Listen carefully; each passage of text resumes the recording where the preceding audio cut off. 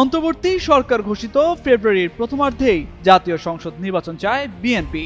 এমনকি প্রধান উপদেষ্টার সাথে একাধিক বৈঠকেও এ বিষয়ে জোর দেয় দলটি। তবে ঢাকা বিশ্ববিদ্যালয় কেন্দ্রীয় ছাত্র সংসদ ও জাহাঙ্গীরনগর বিশ্ববিদ্যালয় কেন্দ্রীয় ছাত্র সংসদ নির্বাচনে জামায়াতের অঙ্গ সংগঠন ইসলামী ছাত্র শিবিরের ভূমিধস জয় নতুন করে আলোচনার জন্ম দিয়েছে। এই দুই নির্বাচনে বিপুল ব্যবধানে হেরেছে বিএনপির ছাত্র সংগঠন ছাত্রদল। এর মধ্য দিয়ে যেন নতুন মোড় নিয়েছে দেশের রাজনীতি।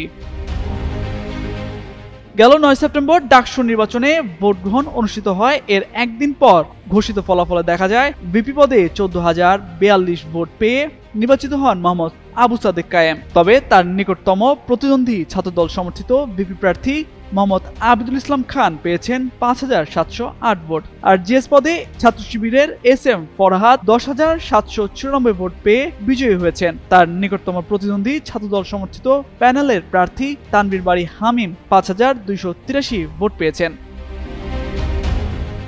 একই চিত্র দেখা যায় জাকসু নির্বাচনেও। সেখানেও নিরঙ্কুশ বিজয় পান ছাত্র শিবির সমর্থিত জোটের শিক্ষার্থীরা। যদিও কারচুপি, প্রশাসনের পক্ষপাত সহ জাকসুতে নানা অনিয়মের অভিযোগ তুলেছে ছাত্রদল। এমনকি ভোট গ্রহণ শেষ হওয়ার ঘণ্টা দেড়েক আগে জাকসু নির্বাচন বর্জনও করে সংগঠনটি। এখন প্রশ্ন হচ্ছে, এমন পরিস্থিতিতে জাতীয় সংসদ নির্বাচন নিয়ে কি ভাবছে বিএনপি? রোববার এক গণমাধ্যমকে দেয়া সাক্ষাৎকারে বিএনপির স্থায়ী কমিটির সদস্য অবসরপ্রাপ্ত মেজর হাফিজ উদ্দিন আহমেদ বলেন, জনগণের চাহিদা একরকম, ছাত্রদের চাহিদা অন্যরকম। ছাত্রদের নির্বাচনের কারণে জাতীয় নির্বাচনে কোনো প্রভাব পড়বে না বলে মনে করেন তিনি।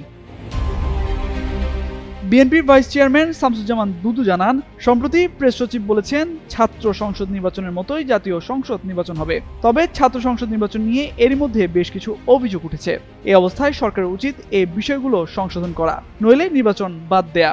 কারণ বিএনপি একটি গ্রহণযোগ্য জাতীয় সংসদ নির্বাচন চায় বলেও মন্তব্য তার।